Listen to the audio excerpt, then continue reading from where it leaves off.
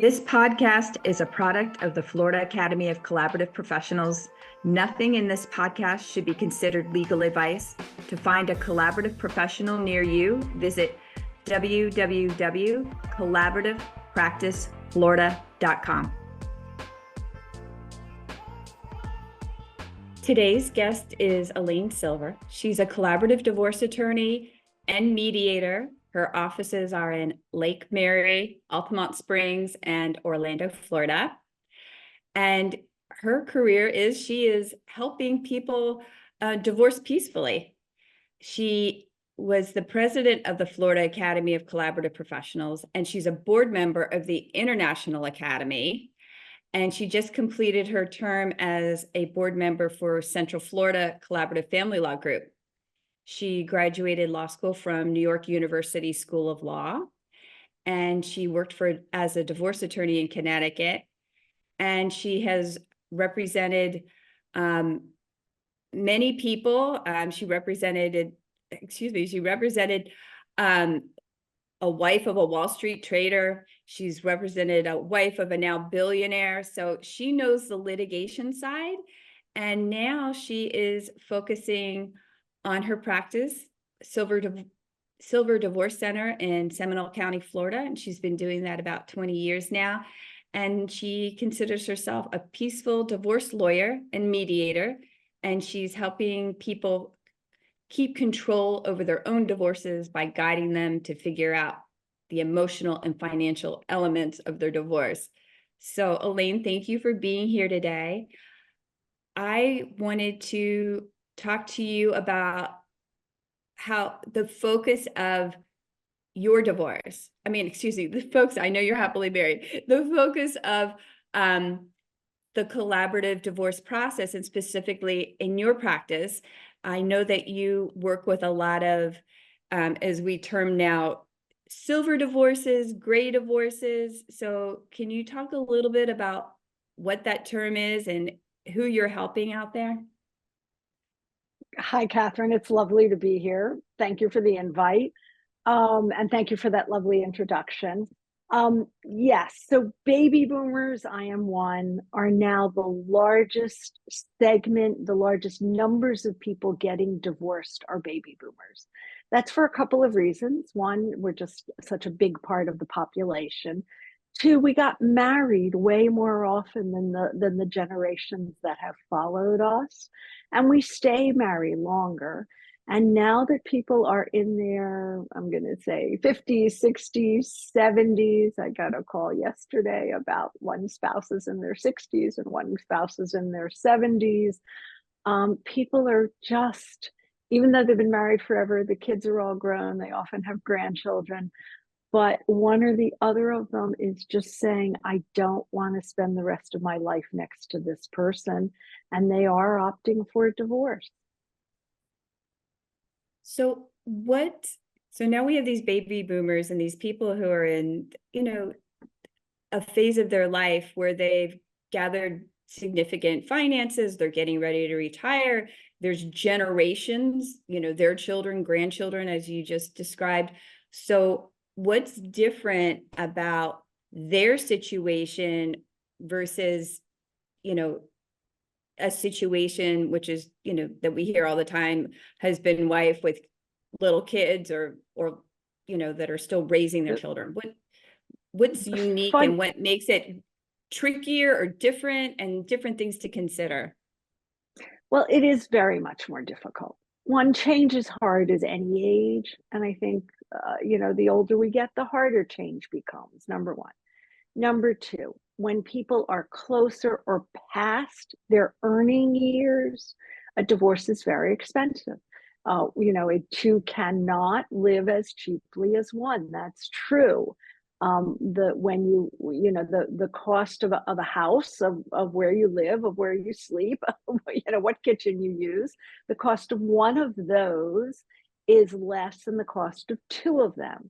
So whatever your level of wealth or not, they're the scariest is when people are going into divorce and they have not really collected enough for retirement for one person, much less two. It is very, very challenging because Neither spouse may have the ability to earn that money back. When you get divorced in your 40s or even your 50s, you have a lot of earning years ahead of you. When you're approaching 60 or over, those earning years are much less, are much more diminished. So not only are we doing divorce planning, we're doing retirement planning. We may also be doing estate planning, the way folks designed if they were concerned about leaving, if they were fortunate enough to be able to think about leaving wealth to their children. That conversation comes up in a silver divorce as well. So talk to me about the collaborative process.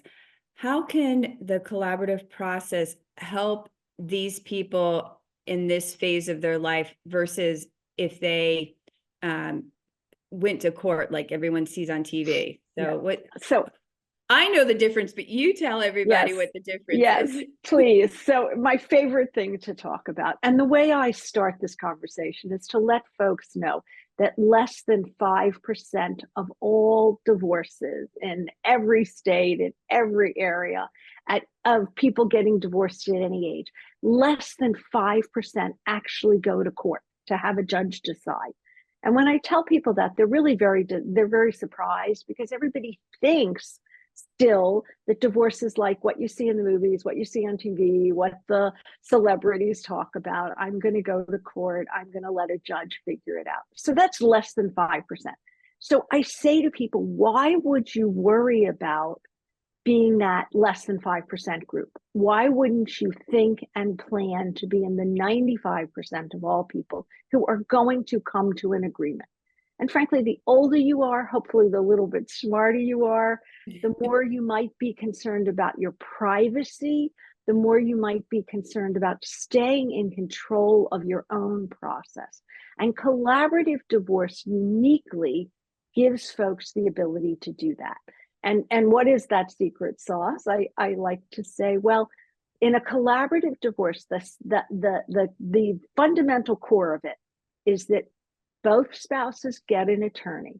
And especially when you've been married a long time, you're facing very scary changes. You may have a complicated financial situation. Having that attorney, having your own advisor, having somebody in your corner, having somebody that you can privately get an education from and learn from and bounce ideas off of and help you frame what you want to say, that is very valuable. How collaborative lawyers are different is that they sign an agreement with the clients and with the other spouse that says, we are not going to court. We are all in on resolving this matter with you, our clients, and for your family out of court in a respectful, private process. Do you want me to keep talking? You want to ask me questions? Because I can go on forever. No, you can. No, you're doing great. One of my favorite things about collaborative is the style and the actual process we use in helping couples. And I like that when we meet, we have an agenda. So we all know what's going to be discussed and nobody gets blindsided by some topic and they're unprepared. So do you want to talk to how the style is very different? 100%. So when people don't know what they don't know, we're dealing with especially with folks, our fellow baby boomers, mature people. They know a lot about how they've run their lives up till now. They don't know how a divorce works. Again, they think about what's in the movies. Collaborative divorce gives them the opportunity to be in charge. They still have a spouse. They have to come to an agreement, but each of them gets to be in charge in a certain way. And we offer them a roadmap, a safe place, if you will, to make those decisions. We meet early and we meet often and we meet with the whole team and we meet in defined amounts of time, typically 2 hours. Any more than that, and people are exhausted, they can't make decisions. And we will have those 2-hour meetings within a month or two of getting the matter started for this family if we're ready. And by the time we come to that first meeting, we have typically engaged a financial neutral who will have spoken to both spouses, who will have a really good understanding of what the finances of this family are. Because in Florida, as in most states now, we have no fault divorce. And if the children are grown up, they're over 18, the real meat and potatoes of what these folks have to figure out to get divorced is their money. So one of my colleagues says beautifully that divorce is really, first, it's an emotional process. It is hard. And no two spouses are going to be going at the same pace. Very typically, divorce is not a we decision. It's a decision that one spouse makes and the other spouse, maybe a little more reluctantly, has no choice but to follow along. And so there's a grieving process, and spouses are going to go at that at different stages. And the collaborative process also brings in, often, doesn't have to, but can, and it's extremely helpful, we call them a mental health facilitator, which is a lot of words. It's somebody, it's a psychologist or a social worker, a licensed mental health counselor, somebody trained in communication who can not do therapy, very clear, we're not doing therapy, but we are facilitating communications between these spouses. I mean, in a perfect world, and this is a true story, I've had clients say to us, going through a collaborative process, if they could have had conversations in this way earlier on while they were still married, maybe they wouldn't have had to get divorced. And while, you know, it's always lovely when people reconcile, and we would never stand in the way of that, and that happens, that's great. But even if it doesn't happen, even if the divorce goes on, if these two folks who've been married a long time can get to a better place, that's going to be better for them. That's going to be better for their children. It's going to be better for their grandchildren. You know, we've had people getting divorced who are going to their child's wedding very soon after the divorce is happening. I saw those folks this week. But they're going to be good. They're going to be in a better place than when they've been struggling. In large, yes, they've gotten this matter resolved, but they've gotten it resolved. And this is the key difference. You know, people often confuse collaborative process with mediation. And I'm rambling on here. Yes, it's different. And it's very different. The goals are the same. The goals are to have a peaceful, out of court resolution that the parties control. But the problem is, in reality, the way it's practiced in most places, people feel so much better coming out of the collaborative process than they do out of mediation, because in mediation, non-collaborative lawyers tend to, forgive me, not talk to each other until they get to the mediation room. And mediations are often scheduled for an entire day. And so we're asking, I had one last week, we started at 1:00 in the afternoon, but we went till 8:00 at night. I mean, we're asking people to make the biggest decisions of their lives in a marathon when it's unpleasant and they're tired and they're hungry. And this is not a good way to make decisions. And I find it sort of foolish. People, lawyers, non-collaborative lawyers, will say, oh, they can't sit in the same room together. Well, forgive me, but these are people who are living together, parenting together. Maybe they're still sleeping together. I don't know. And I'm told that they can't sit in the same room together. In collaborative, we don't do that. We treat everybody like an adult. We sit in the same room together if we can. And we are flexible, and it is a customized process that hopefully serves the clients and the family in front of us. So we will, you know, we will offer options. Yes, absolutely, sit in the same room together. You two have been living together, making decisions together for a long time.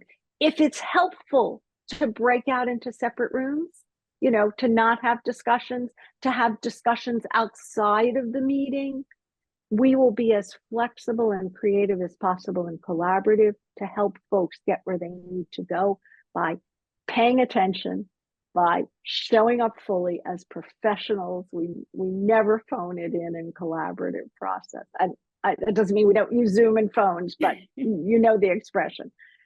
And we really take seriously this mission to help each family resolve their divorce issues peacefully, privately, respectfully. And the other thing, I keep saying the word private. What people I think don't know is that in Florida and in many states, the minute someone files in the courthouse, and that is the typical non-collaborative process, one spouse hires a lawyer, they file what's called a petition in the courthouse, and then they serve the other side. So there's a whole lot of problems with that. Number one, the moment a piece of paper is filed in the courthouse, whether the other spouse knows about it or not, it is public record.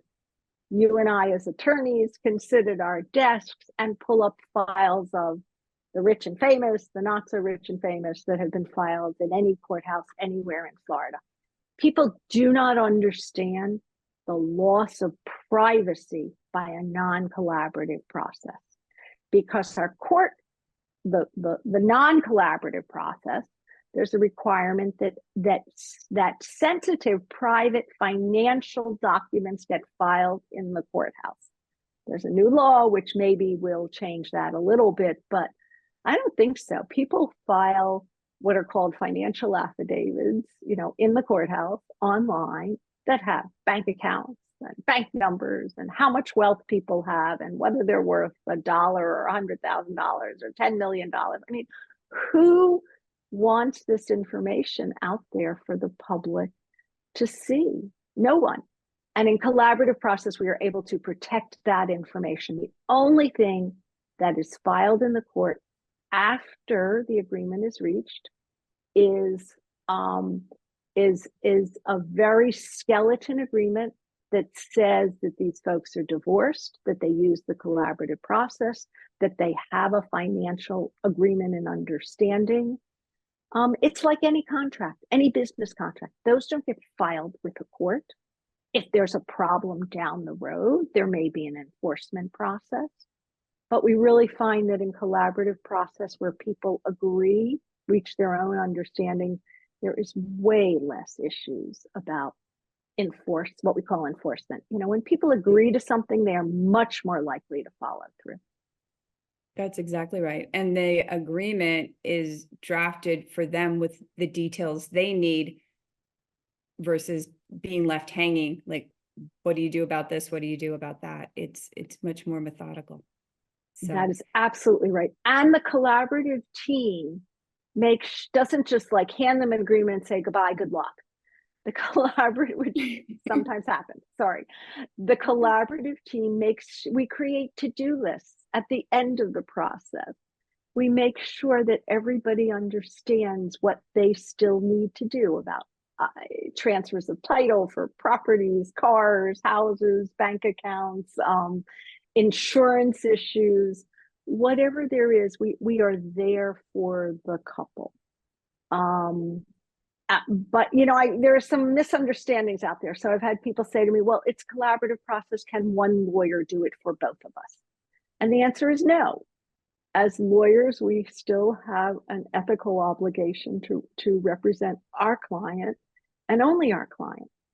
But that doesn't mean that we're there to fight or to be adversarial, because it is in our client's best interest to reach an agreement that works for everyone, because it's in the family's interest.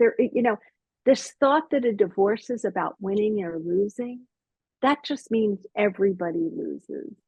And in your introduction, you mentioned I once represented a lady, the wife of a Wall Street trader, who got from a judge the biggest award of alimony and support that any judge had ordered in Connecticut up to that point in time.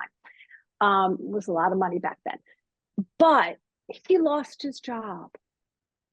And because they had not been there was no collaborative process back then, or I wouldn't have litigated.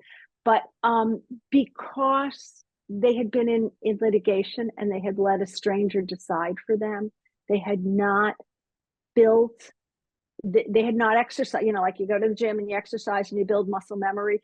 We do that in collaborative. We hopefully model and explore with people how they can get to decisions themselves.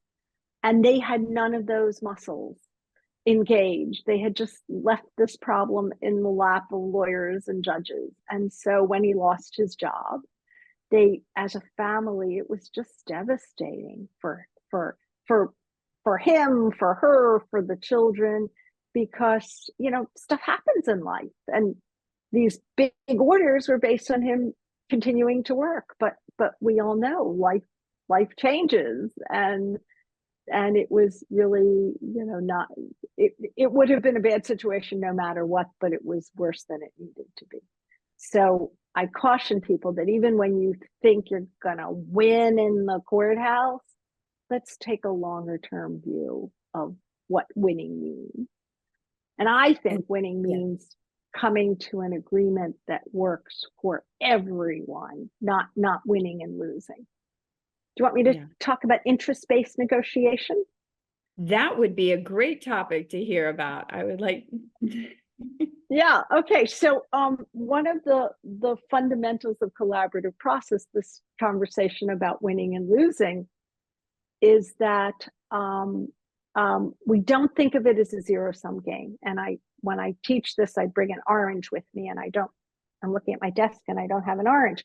And the reason we use an orange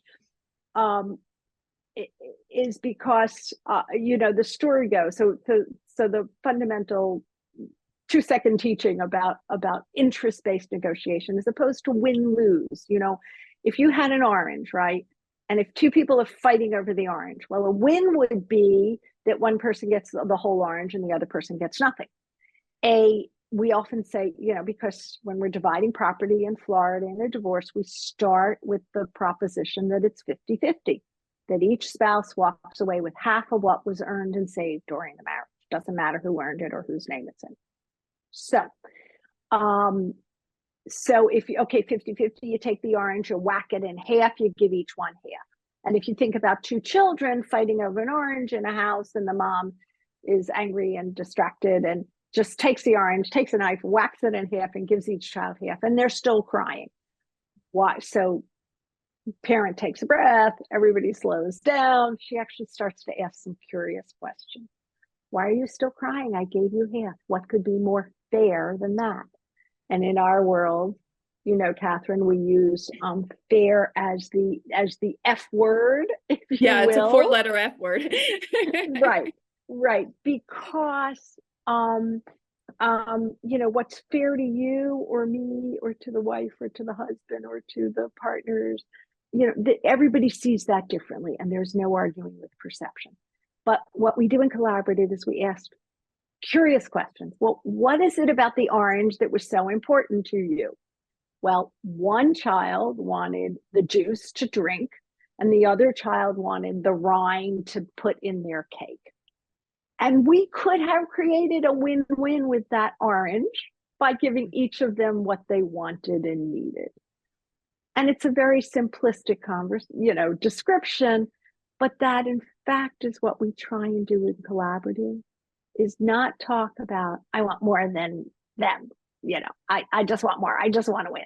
We talk about what is it that you really, what are your interests? What are your goals? How do you see your life in a year or 2 or 5? How can we help you get there? And then we have, granular conversations about the house, the beach condo, if they're lucky enough to have one, the retirement accounts, the pensions, the debts, if there are debts. And we now have thousands of collaborative cases in our Central Florida collaborative community, maybe tens of thousands. We're not really good at counting, but and around the state there are many, many more. It's too much of a well-kept secret, and I appreciate you doing these podcasts to try and educate more folks that this is an option for them out there.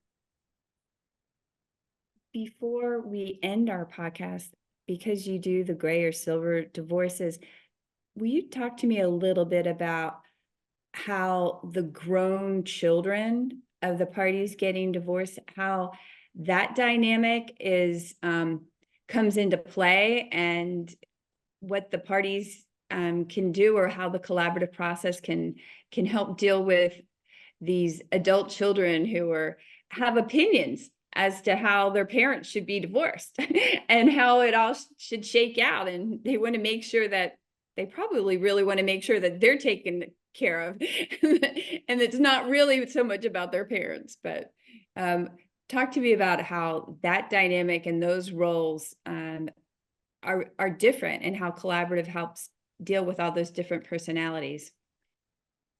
What a great question. Thank you for that.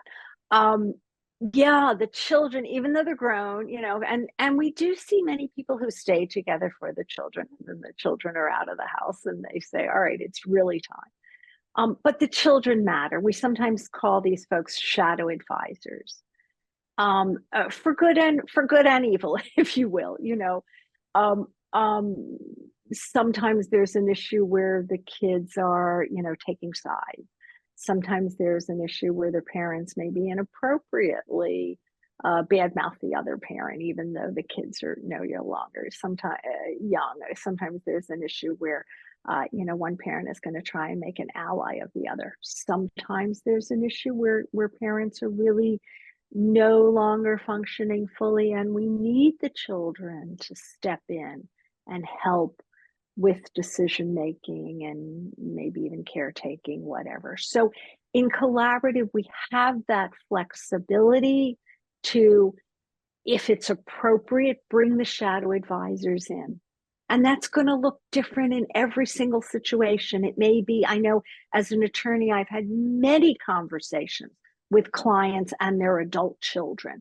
And we can do that privately, and it doesn't have to be part of the process.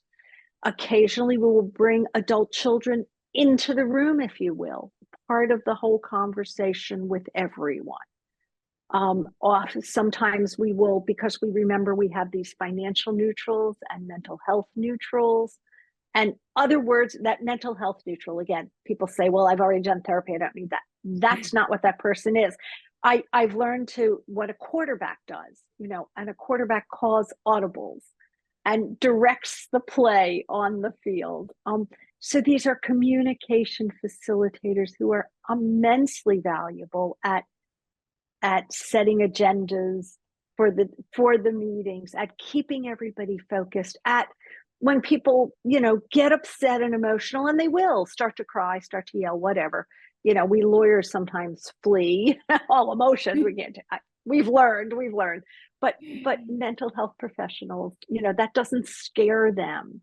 They've done couples counseling forever. They can really help individuals recenter, refocus, take a break if necessary, and come back to the important work that they have to do.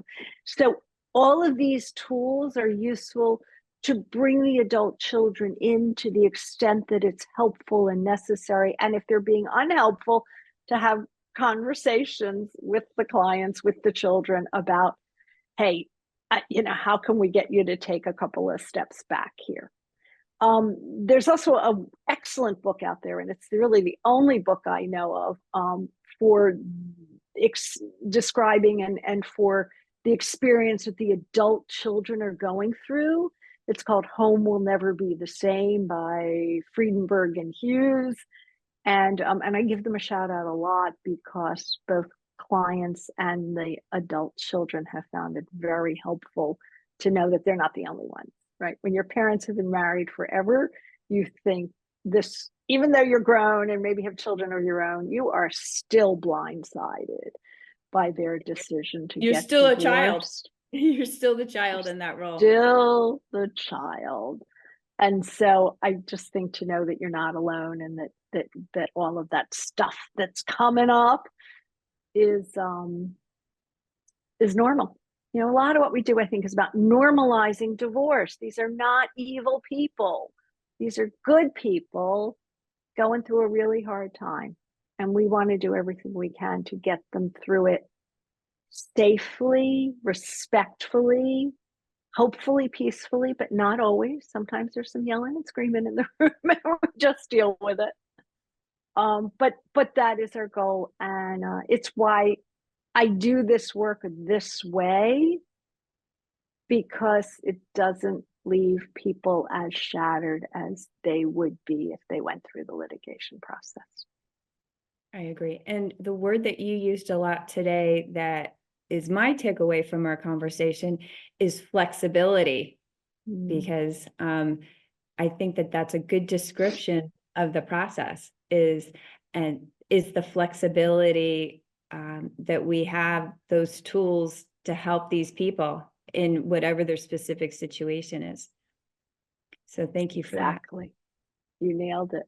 Well, I think our time is up, and I really appreciate you having me. And I love that you do this good work too.